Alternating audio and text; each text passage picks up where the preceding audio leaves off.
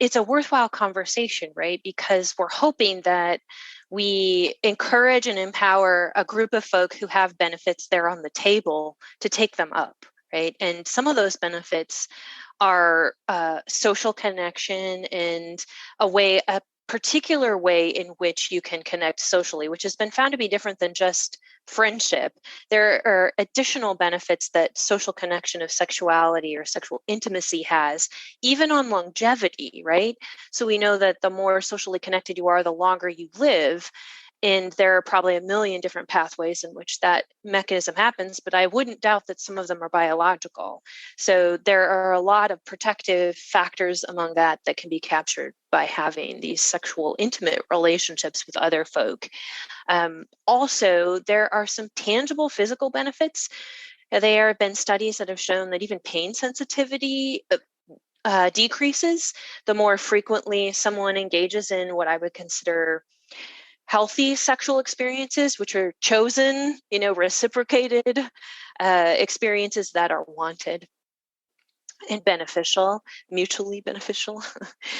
There are also mental health benefits. So there have been studies shown that your well-being or your positive mental health qualities increase, your quality of life, self-reported quality of life can increase. Certainly your relationship quality with whomever you have a sexual relationship with can be enhanced by that intimate connection. So, and there are a lot more. I mean, there's some really interesting studies about even the potential for cognitive reserve and cognitive I wouldn't say it's growth, but protection against cognitive deficits that you can have from a longer term, both intimate and physically intimate relationship. I'm Dr. Regina Koepp.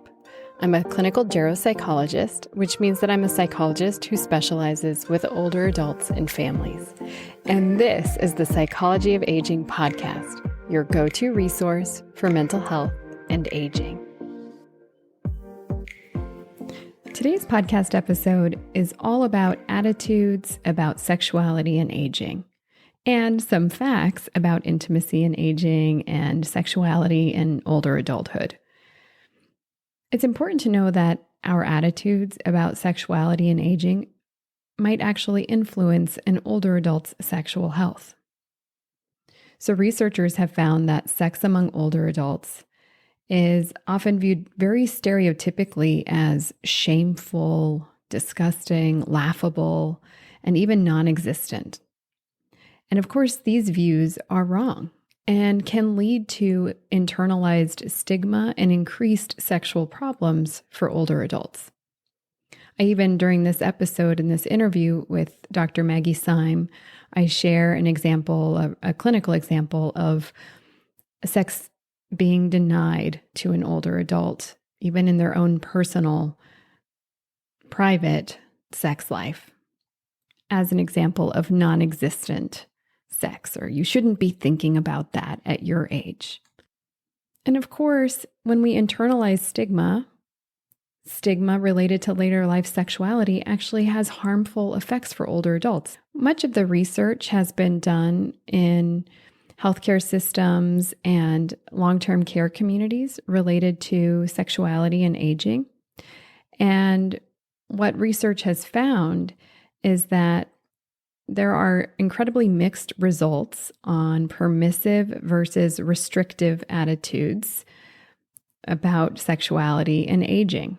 Current research and healthcare policies also suggest that aging stigma, specifically related to sexual expression, is present within healthcare institutions where aging sexual concerns are often underreported, ignored, and left untreated.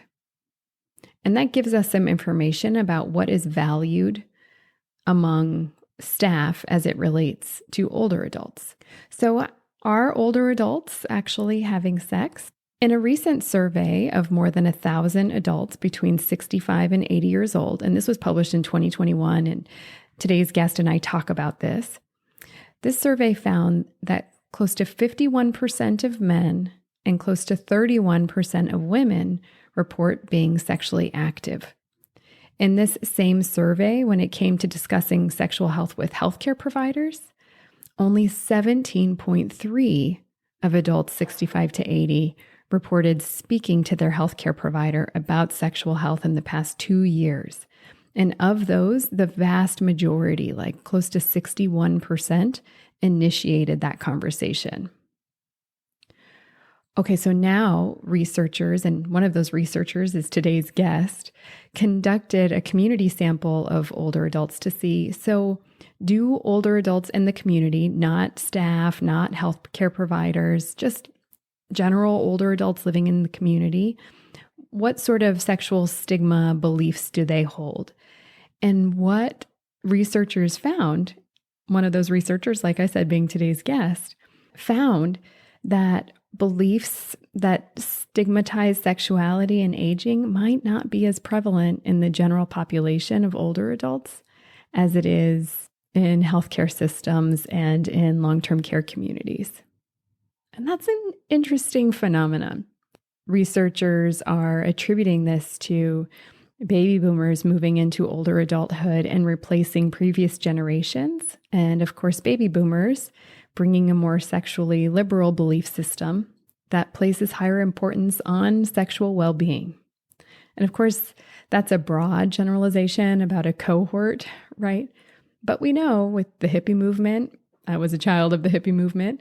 My middle name is Moon. I was born in Switzerland in the Alps to American parents. It was an interesting time. There was a lot more sexual liberation. Okay, now let me tell you about today's guest and what we're going to talk about today. So today's guest is Dr. Maggie Syme. She's currently a project director at Hebrew SeniorLife Marcus Institute for Aging. Her research is focused on sexual health and wellness in later life, and specifically on issues related to sexual consent and ageism. Prior to her current project director role, Dr. Syme was an associate professor and associate director of research at Kansas State University Center on Aging. Today, Dr. Syme and I talk about what it means to be a sexual citizen, attitudes about sexuality and aging, current research on intimacy and aging, benefits. We talk about the benefits of sexuality and intimacy in older adulthood. We talk about my favorite topic, which is dementia and sexual expression, and what sexual liberation looks like for older adults. All right, let's jump into this interview with Dr. Maggie Syme. Can you share a little bit about where you come from and where you're at now? Absolutely. So I am a farmer's daughter. I grew up in the ruralest of rural Montanas that you can get in the corner up by Canada and North Dakota. I think there's less than 2,000 people in the town that was 7 miles away right now. I graduated one of 6 from a private high school in the area. So humble beginnings, maybe, but it makes a lot of sense to me when I think about my journey to Jarrow, because that's who our people were, right? Like I spent most of my younger life in the spaces of older adults at my grandmother's house. It was a gathering place for the community. She had coffee ladies who would come over probably at least once a week, if not just drop in periodically. And, our community events were centered around the older generation. There was just a sense of comfort, ease, and really simpatico way of communicating for me and older adults. And I think it goes all the way back to that. So for 18 years, I lived in small town Montana, and then moved to Spokane, Washington for college. And from there, just got bigger and bigger, LA, San Diego, Boston. I mean, I did spend some time back in small town America in Kansas for sure, Rock Chalk, and landed back here in Boston after I was in fellowship here, really just chasing the aging world. I mean, there are a few spaces in, I think, the US where aging is kind of the place to be. And Boston was one of them for me. So that's really where I ended back up. And I'm really happy to be here because there I mean, if you want, it's like a candy store for aging professionals. If you want to work at, Fenway Health and get into LGBT older adult work, I mean, in community clinics, or if you want Harvard, and it's just all levels. So tell us about your current position, because you said you were a project. Yeah, tell us a little bit about being in Boston in your current position. Yeah, so I'm a project director right now at the Marcus Aging Institute in Hebrew SeniorLife. I was shortly before this an associate professor and decided that wasn't the life for me in work. I think who I am professionally is part researcher, but bigger part advocate. And being in aging, that's a perfect fit, right? Because we're constantly talking about rights of older adults and values and recognition for a group of folks who are really underappreciated and recognized and discriminated against in a lot of spaces. So I didn't get enough of the advocacy part, a little bit of the research and too much bureaucracy. And I decided I wanted to do more research, but feel like it had more of an advocacy bent, like working for a research institute that was moving the dial forward for older adults who were underserved. And these folks specifically work in the nursing home setting. So I thought, well, one of the most vulnerable places we could get, let's do it. So, and where rights need to be honored and protected. Exactly. And it was during COVID, so even more so, a stark contrast between who matters and who doesn't. And even in aging, the folks that matter the least were the folks in the nursing home. So that was a good place for me to be professionally. Mm-hmm. Well, thank you for doing this important work. And I hope it meets your professional and personal goals and needs.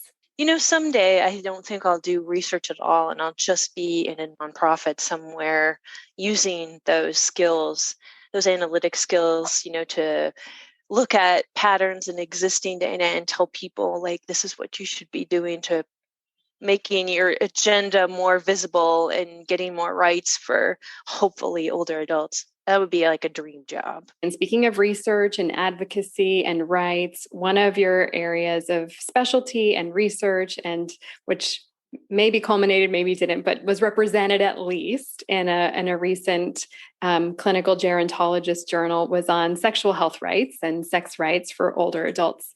So the clinical gerontologist is a scientific journal that is peer reviewed. I've reviewed some of the cannabis articles. Actually, so many caregivers are using cannabis and wanting more information. And I didn't have that information. So I said, well, I'll review and keep learning. But so there was a recent special issue, which is volume 44, that came out just last month or in 2021. And it's called Sexuality in Later Life. And you were the editor of this particular journal. And I wanted to highlight something that you opened that journal saying, which was talking about sexual citizens.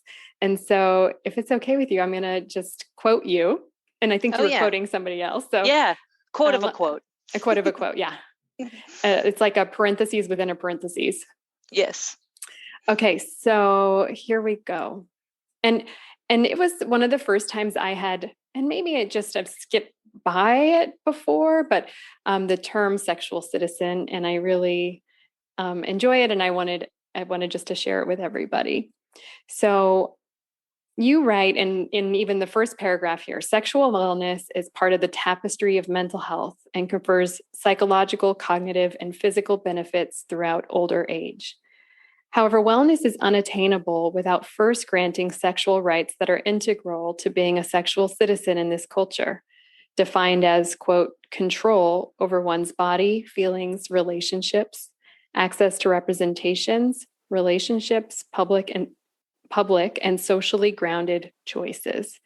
And that was the end quote by Plummer from 1995. Anybody can get access to this first page, and I'll make sure that there's a link to it in the show notes. But can you talk a little bit about how important it is, or sexual citizenship, how important it is for older adults, and maybe start this conversation around sexuality and aging and advocacy? Yeah, absolutely. I think if we look at the research that's been done, the scant amount that's been done, probably in the 2 or maybe 3 decades before this, I think a lot of it was just descriptive, like, oh, wow, this is happening. And here's a little bit of information about who's engaging in what kind of things predict like function or not. And I, they're small but growing section of people said, wait a minute. Like, you're describing a phenomena that is couched in a context of oppression, right? Like, older adults are not seen as sexual citizens, if you take the definition that I have, and you're describing something that is a proxy of what it could be because we put these constraints around it. So let's talk about those constraints and how they've shaped what we view as, acceptable older adult sexuality in this box, and what it could be if we actually opened up their rights to full citizenship in the different spaces that they occupy. So I think that's where I began, in the descriptive zone too, because that's, what everybody was doing. And I think one of the first articles I published was literally like, what predicts this type of experience or not, and a bunch of different factors. But then, you run into people in your life and different experiences that you have, and you're like, wow, I missed the boat on that. I better back it up. And then you find out that other people are doing that too, which is what I found. And there were some folks at the University of New Zealand, or Massey University in New Zealand, Paul Simpson in particular, who's been publishing more sociological or sociocultural criticisms about how we view aging, sexuality, and in particular in a nursing home context. And he used the sexual citizenship as kind of that, this is what everybody should have, and put that frame around it. And it really made sense to me. And all of the things that I was reading about ageism and internalized ageism outside of the sexuality literature, everything started to fit in this narrative of, well, what constraints are there that are producing these snapshots that we have, and how can we alter the context, and what might that do for what we really could achieve? Let's talk about some of those ageist, where the sexuality and ageism intersect. What are some of those snapshots? So some that I'm aware of and familiar with are older adults are no longer sexual. Like people being repulsed by imagining older people having sex. What other snapshots come to mind? Well, it's definitely older people shouldn't be having sex. And so there's a value judgment on that. Like you said, there's an ew factor or a just uncomfortable no around that. There's that they can't, right? That they're physically incapable and or mentally incapable, because that sort of edges on that myth of all older adults are frail and demented, and, those kind of fit together with they don't have sex, they can't have sex, and then they don't want to have sex, right? So your desire is gone. Nobody finds older people attractive. That's definitely one of those circles of myths in aging sexuality, and that there are these only certain acceptable ways, right, that older adults can be sexual, and that is mostly to be laughed at, made fun of, or be disgusted by. So we have kind of these tropes, right, of the older, dirty old man, right, and the cougar woman, which you might think would have been empowering, but the way in which it's depicted is not empowering, right? These women are predators. They're doing things they shouldn't be doing at their age. Their sexuality isn't being celebrated. It's being mocked. So those are some dehumanized. Of those things. We're equating it to animal behavior. Yeah. And the other sort of intersection that's pretty stark, I guess you have it a little bit, is that older women are very much more like double, triple jeopardized in these ways because they're held to a different sexual standard in life, but also in older age, right? So we have Viagra for men. We have no such thing for women.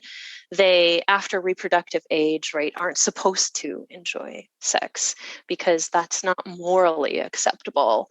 And so we have a lot of those sort of already existing gender depictions that just amplify into old age. So women tend to be at a higher disadvantage than older men. Although, name your disadvantaged group, intersect that with aging, and it's probably not great for them. They're, this many ticks back behind the charmed circle of sexuality. Right, which is heterosexual men. Yep. Cisgender Younger men. Cisgender, young, fit, beautiful, you name those. And, you don't ever really get close to old when you think about acceptable ways that society defines sex.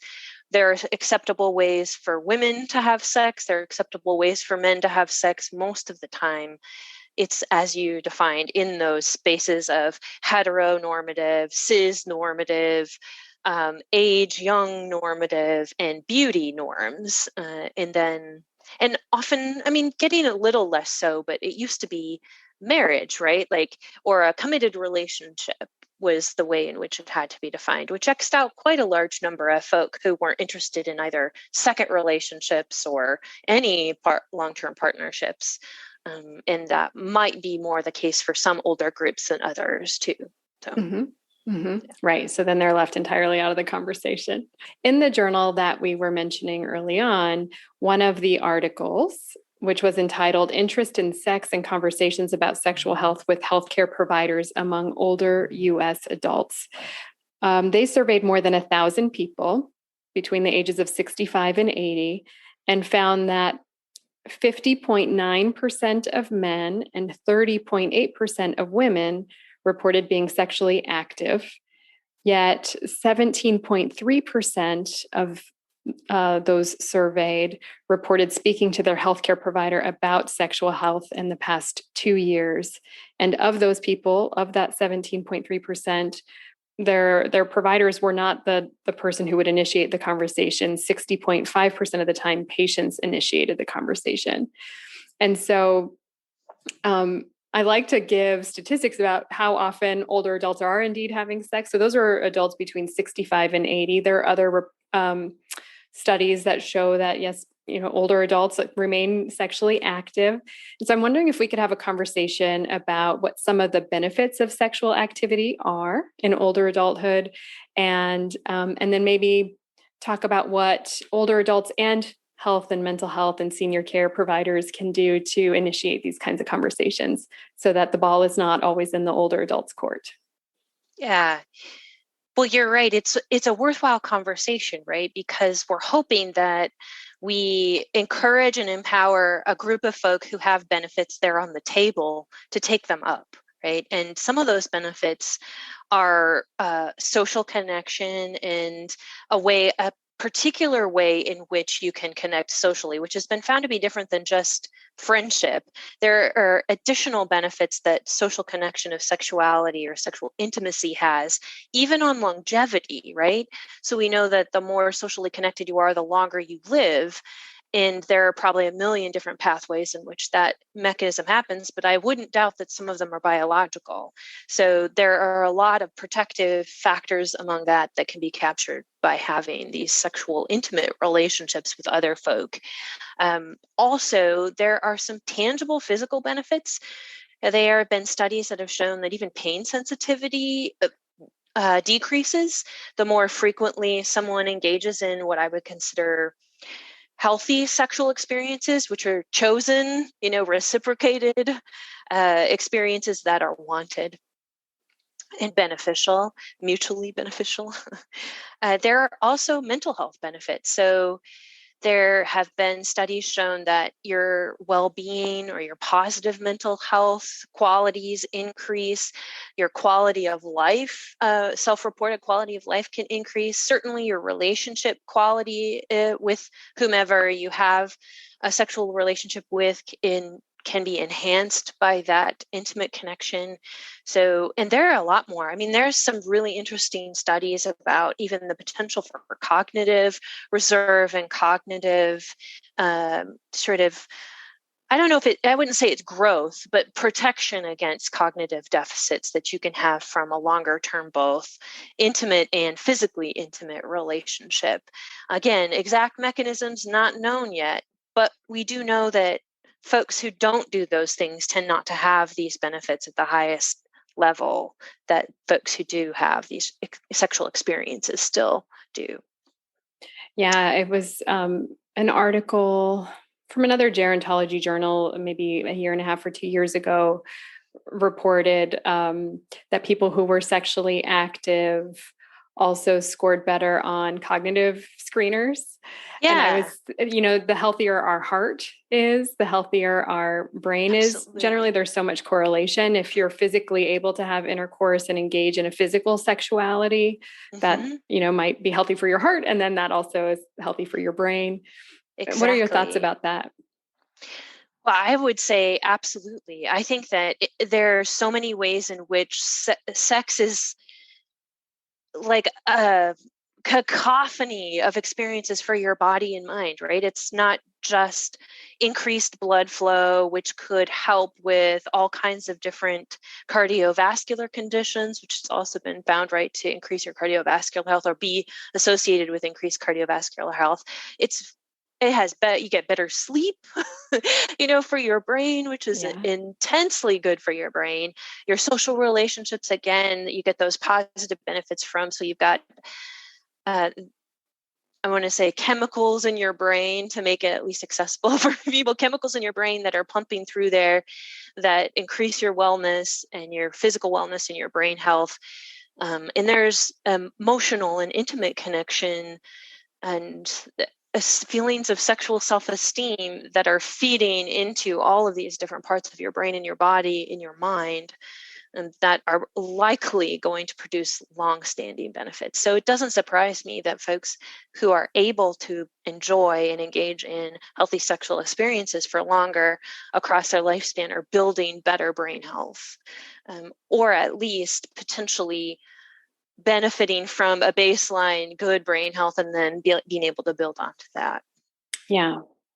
Another article from the journal that you edited, thank you, entitled Associations of Future Cognitive Decline with Sexual Satisfaction Among Married Older Adults, reported that it was a 10-year study. And so over the 10-year study period, 33.5% of individuals developed cognitive impairment, but participants with greater sexual satisfaction scores at baseline, so at the beginning of that 10-year study, were statistically less likely to convert from cognitively intact to mild cognitive impairment or dementia in the future.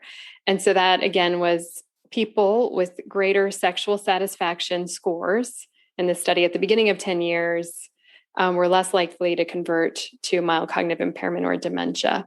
Just some other benefits. And back to that. And I wonder about like having the purpose-filled life and this sense of connection and desirability, and I'm lovable.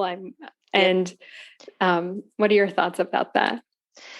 I would agree that that's a key factor in that. So it's not just all of those physical ways in which, your blood, your brain chemicals, and all of those things. And I'm sure that they're involved, but there is this huge faction of things about sexuality that is psychosexual, right? So cognitive conceptions of yourself, and if you're sexual and desirable and seen as that and lovable, all of those things make a huge deal to our lives and the way in which we live them as a result, right? So we know that depressed individuals or individuals who have less mental health don't aren't as active, don't do as many things for themselves that are protective. So building up those psychosexual things in your life is going to be highly protective, because I think when you have experiences that poke a little bit at that, the stronger it is, the more resilient you are to those. And then you more likely you are to continue those healthy experiences or pursue another healthy experience if you didn't just tank your sexual self-esteem because it was tiny, because you've never heard in your life that older women are beautiful or older men are lovable. I think that you have to build those things up. You have to build those muscles in your life to keep them going, because you're gonna get an onslaught of you don't belong here, this isn't an experience for you, coming out from society. So the stronger intra-individual things that we can build up, the better off we're going to be for sustaining sexual health across a lifespan. Yeah. And even, getting those messages from society, including young people in society. I worked with a family once where I was embedded in a primary care clinic, so I only saw this family once. An older man had come to live with his adult daughter, and from another state. And I was meeting with him one-on-one. He was telling me he was lonely, and I inquired about his sexual satisfaction. I think that was relevant to what we were talking about. And he said that he would like some magazines or something to help with his own personal sex life. And I asked if he would like for me to help him have a conversation with his daughter about that. He didn't drive. He didn't have access. This was a new community for him. He said, yes, please. Would you? And I asked, would you like to be there in that conversation? Would you like me to talk with her privately? How would you like that to go? He wanted me to talk with her privately. I presented it to her. She refused. And I asked him, I went back and shared with him the results. They had different levels of religiosity and values in that regard. And I shared with him, can I help you brainstorm other ways to get access to this material? And he, I think, was defeated and said no. I asked, would you like to come back and see me? No. And then I never saw the family again. And I just think, there are so many transitions in his life to move from one state to another, to move from independent living to living with an adult child. And then now from moving from a sexual being to this is no longer an option for you, or we don't value it anymore. And just the sort of litany of losses and transitions for him. And then I didn't know what came of it. My hope is that somehow it worked out for him, but at times I'm cynical, so I don't know that it did. But that was my wish anyway, that he would find a way. Have you encountered other situations like that? Yeah, not as much personally, clinically, as I have through stories of folks that I've worked with in different caretakers, actually, in care homes who've, bless their hearts, been very proactive and wanted to do what they could, but came up against kind of the machine, right? The system, who either said no, or you run into very paternalistic folks who want their wishes to be their parents' wishes or their residents' wishes, depending on the setting you're in. And it is very frustrating, because it's another one of those experiences where we've stripped rights or failed to give sexual citizenship to people. And in an age-liberated world, it wouldn't be the case, right? Because people wouldn't have conceptions about those things, But also, I think part of it has to be the sort of culture that is America, and when you think about this, in places that potentially where you grew up in Switzerland, and where folk in like Amsterdam, talk to people who are caregivers and work in nursing homes there, and they'll hire sex workers for folks, and they'll not blink an eye about buying a magazine or getting it to people, because they don't see a value inconsistent thing there. There isn't this ageist overlying conception that this should not be done, or whatever ist, you're going to layer on top of ageist. So I think that's another hard take on this, is that we live in a particular context in which we're further away from those realities than a lot of other places in the world. And it really is those individuals like yourself and like the folks who tell me these stories who are fighting the good fight, right? Trying to find ways to empower folks and have them live out their values versus live someone else's value system. Yeah. I know before the call, we were also talking about sexual expression in the context of dementia.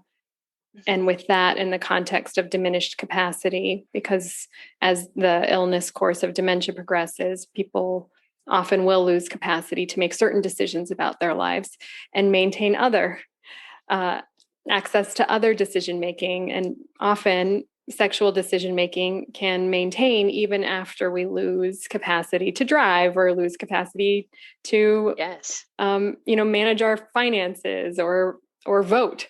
And so we can and so I know you and I both have a real shared passion in that topic of sexual expression in the context of diminished capacity, even dementia. And this is where I think ageism and ableism also really intersect.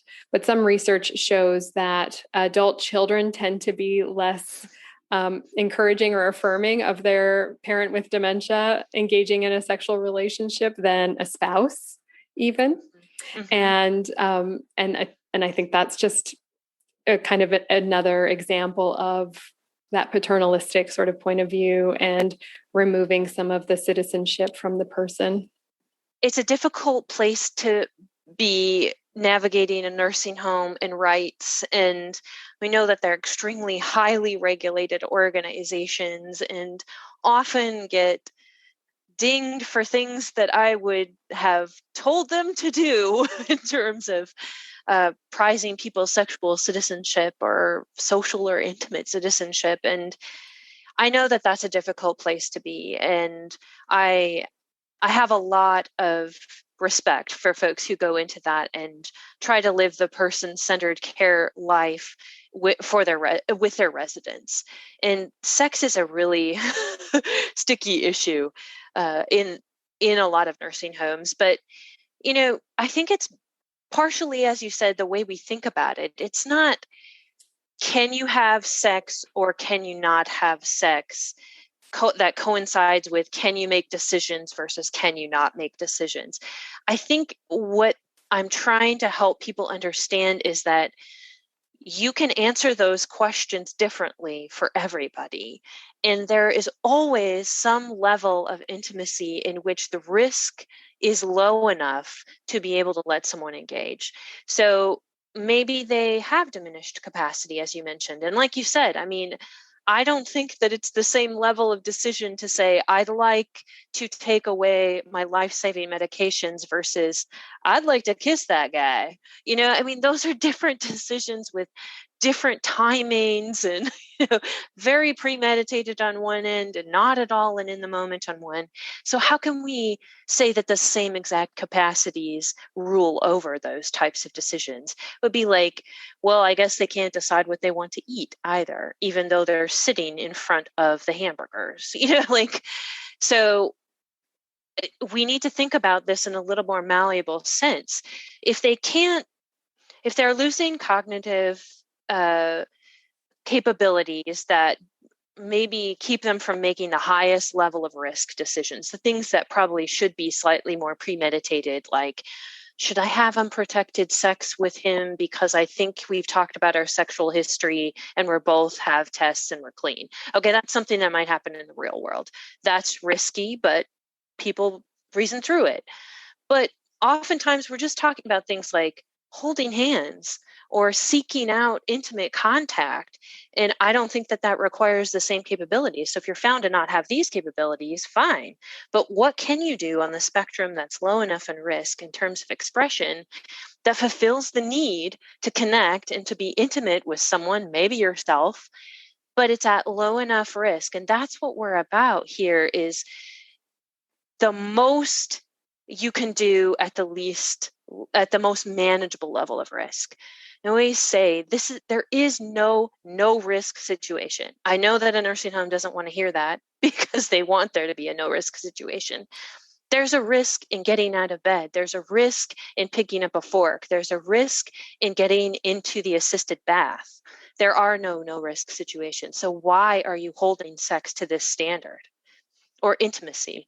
Like, there is a more nuanced way to think about this. And these two ideas of can they engage in this, or what can they engage in, and what kind of capacity do they have cognitively, are, affect each other, but they're not like this, which most people want.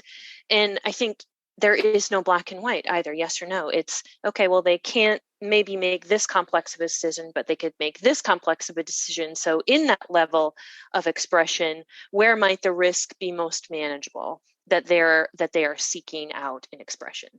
And that's a harder question to answer, right? It takes a team. It takes loads of observation. It takes nuance. It isn't as easy as, nope, move him to the other wing so that those two can't get together. That's an easier decision, but it's not a resident-centered decision. It is not affording people sexual citizenship. It is revoking sexual citizenship, which most nursing homes tend to do by default. And so cruel. I mean, there are so many benefits even with, and there are certainly risks with dementia and sexuality, of course, especially if there's hypersexuality with dysregulation because of a disease process and all of that. But, there are also studies that show that it decreases behavioral agitation, that intimacy promotes quality of life for people living with dementia, all sorts of benefits in addition to risks. Yeah. And we're not asking people to become experts in how to do this, but I would argue that you already have the skills to assess risk and to mitigate risk and manage behavior. You do it in other realms. This is just the most difficult because it involves so many opinions and it is harder to do. But everybody has the capability to do it. And I'm just asking you not to just say no. I'm asking you to think about it before you and make a individualized plan as opposed to nobody, not in this place. I can't deal with it, Right. Yes, I've heard that before. Yes. I even think, people have, and I do appreciate that in the context of diminished capacity, this is a wish, but even highly educated physicians I know have had unprotected sex, knowing that it's a high risk. And I think, we all make risky decisions driving, if we don't snap our seatbelt right away, or if we eat a donut with diabetes. Yep. If you drink a coffee while you're driving in the car, you've just heightened your risk. Right. Yes. And so I think we do also hold these standards that are like, well, I suspect most of the people sitting around the table have done something risky sexually. Maybe you're not disclosing that, but we all have our own histories with this, and that we're allowed to make bad decisions or unhealthy decisions and learn from them. I think sometimes, we have so much of a desire, and the regulatory, the system is real in terms of regulations and citations and for long-term care communities or nursing home communities. So I don't want to minimize that, because I also know, I don't want a place to lose their license or something. For sure. And then they have a responsibility to protect the safety of other residents. And if somebody is hypersexual and is non-consensual because of impaired judgment or something with dementia, that's also complicated. Yep. So I also was thinking, I was presenting on this, and my husband had the idea, well, maybe we should just have a sexual advance directive. Like, if people just created their advance directives before they had dementia, wouldn't that be cool? And then I was reading, do you know Hillman? Yeah. Hillman is a recent, I don't know her personally, but I was reading one of her articles from 2017, and she mentioned this. I think it was in her article. And she said, well, that seems like a good idea on the surface, but one of the challenges is with sexual consent is then you're in the middle of it, and maybe you're okay with this particular person touching you in this particular place, but maybe you're not okay with this particular person touching you in this other place. For and sure. that happens, in an instant, not in an advanced directive. Yeah.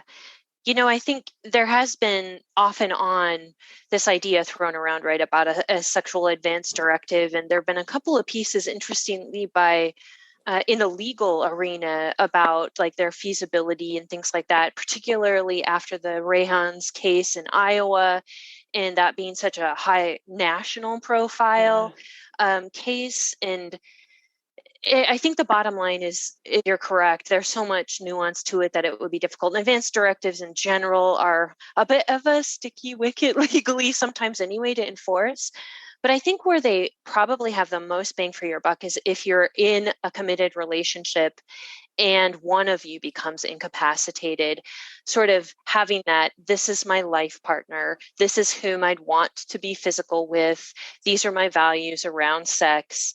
And if one of us becomes incapacitated, we agree to allow this relationship to continue in a sexual way, within, and you could even say within certain limits of, obviously if I'm being physically abused or something, if this person turns into somebody I don't know or something.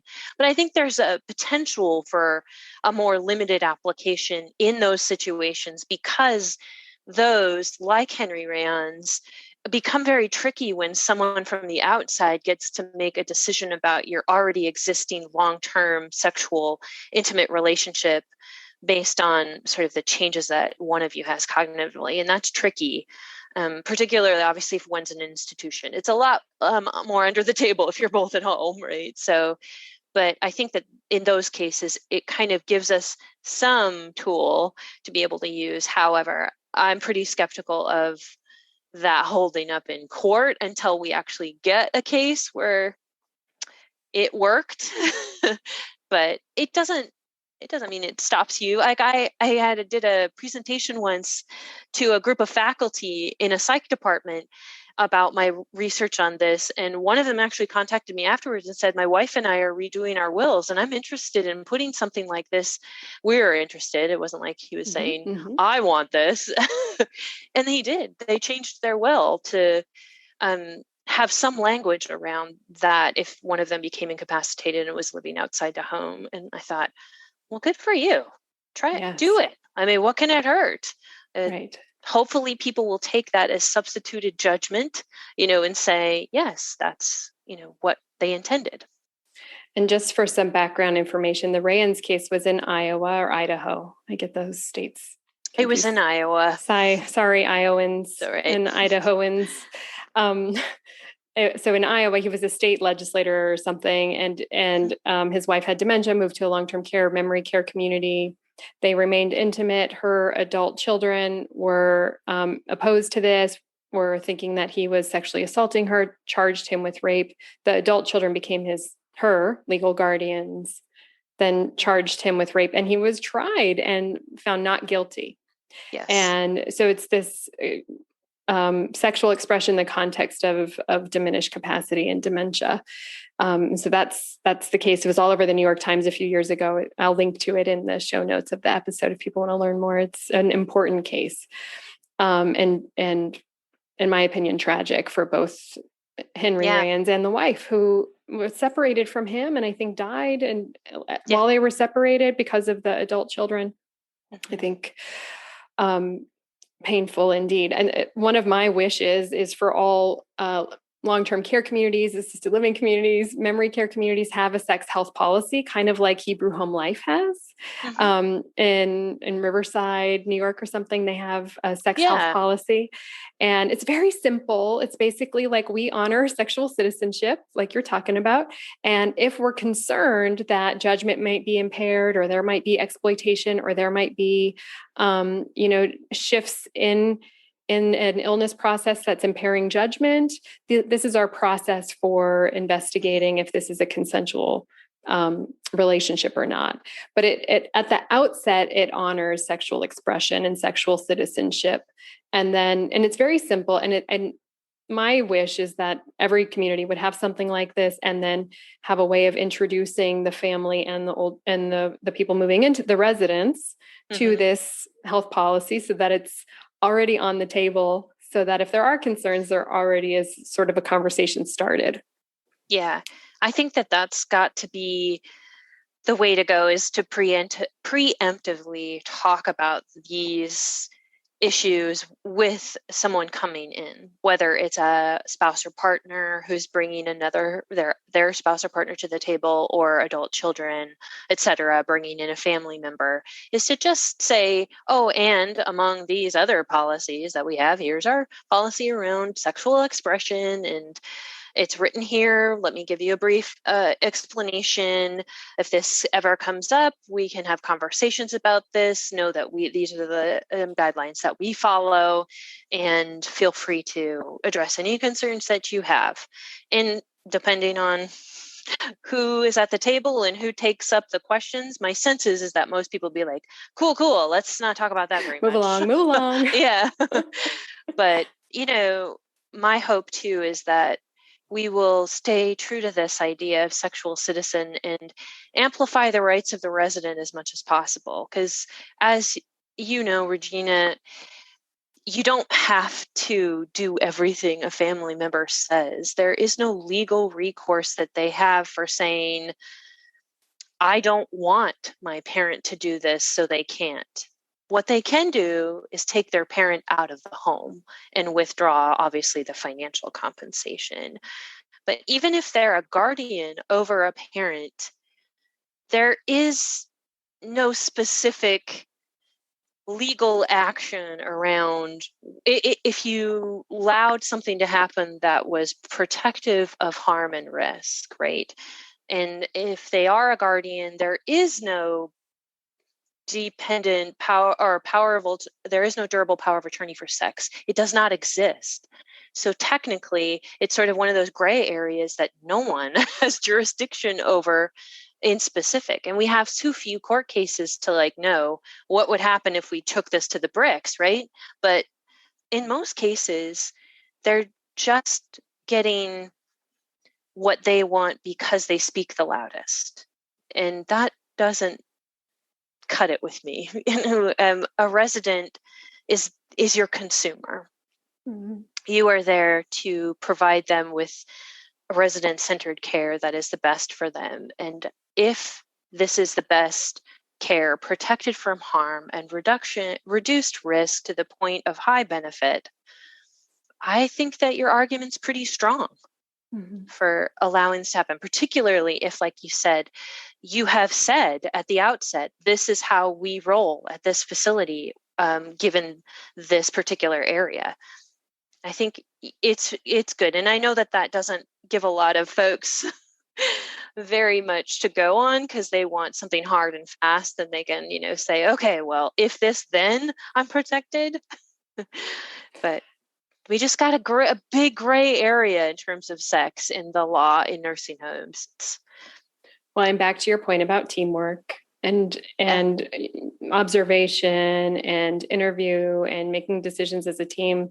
Also, ombudsman can be helpful in being an advocate for the resident and in making some of these decisions. And it doesn't mean that we cut the family out either. They get to weigh in. They get to provide information, because how else would we know a history, and hopefully accurate, because hopefully they're not,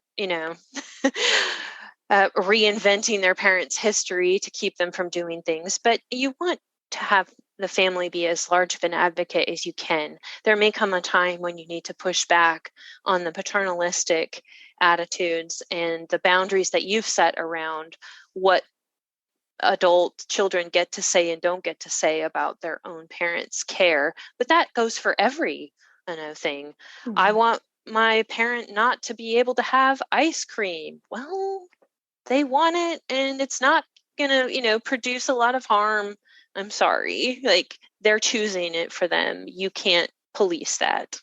You're more than welcome to take your parents to a place that doesn't allow them to have it. Of course, out there have physiological, physical, emotional. That's right.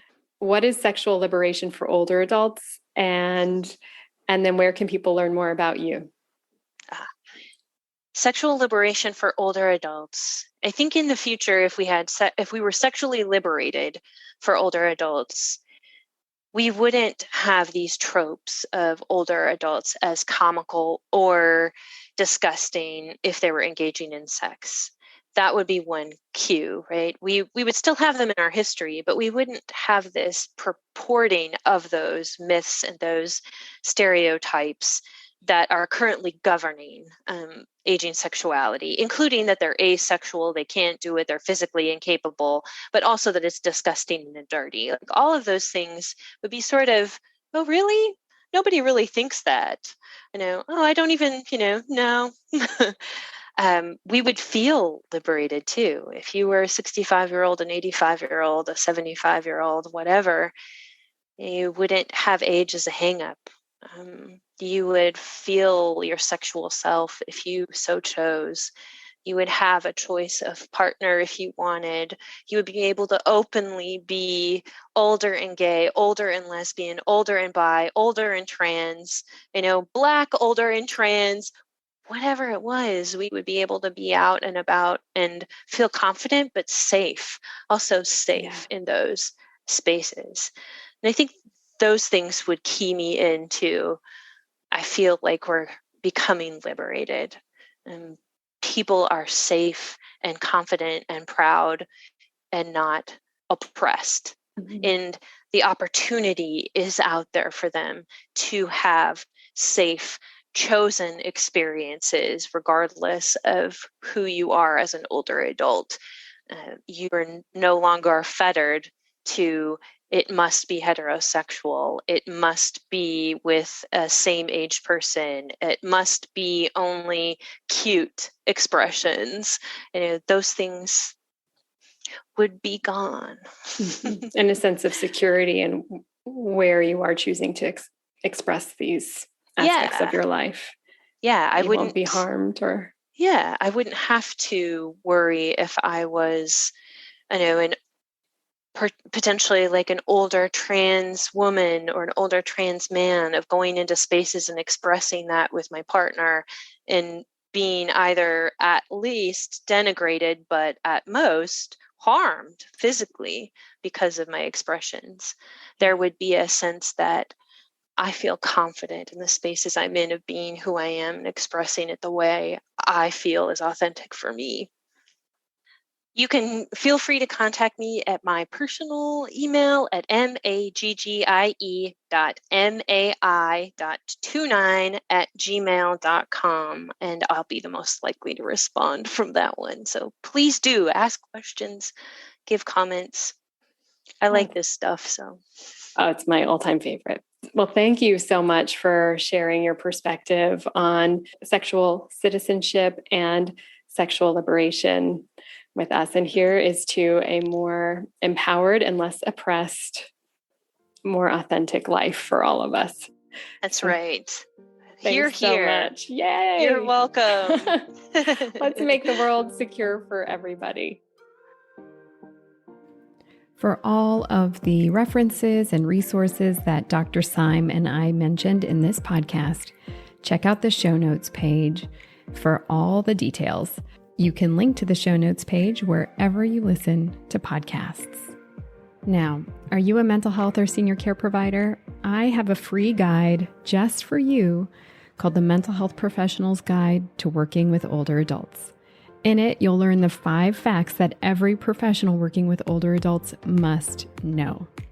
To download this free guide, which is filled with lots of helpful resources, go to mentalhealthandaging.com/pro guide. All one word, all lowercase. mentalhealthandaging.com/pro guide. All right, that's all for today. If you like this episode, please subscribe and leave a review, because subscriptions and reviews help other people to find this show. And the more people listen and the more people hear the lived experiences of older adults and hear from experts working with older adults in the mental health field, the less stigma there will be and the more resources there will be in this world. All right, that's all for today. I'll see you next week, same time, same place. Bye for now.